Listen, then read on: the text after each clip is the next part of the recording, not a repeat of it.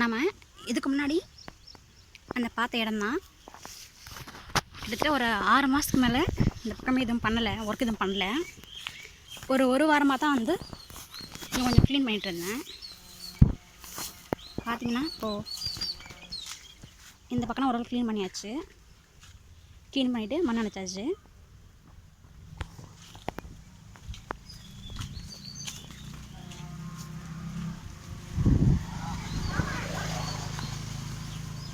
இன்னும் இதில் இந்த பக்கம் க்ளீன் பண்ணணும்.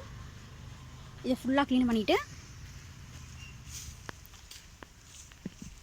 அதுக்கப்புறம் மீதி இந்த க்ளீன் பண்ணாமல் இருக்குல்ல, அந்த இடத்த ஃபுல்லாக க்ளீன் பண்ணணும். இந்த பில்லை வந்து வேர் ரொம்ப அதிகமாக இருக்கும், எடுக்கிறது ரொம்ப கஷ்டமாக இருக்கும் இந்த இடத்துல.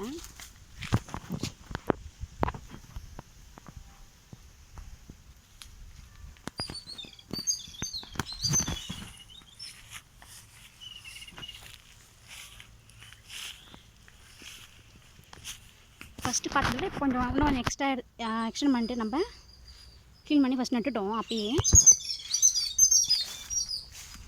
இந்த பில்லு இந்த இடத்துல முளைஞ்ச மாதிரி தான் இந்த பக்கம் ஃபுல்லாக முளைஞ்சது. க்ளீன் பண்ணதால் இப்படி இருக்குது. இதுக்கப்புறம் வந்து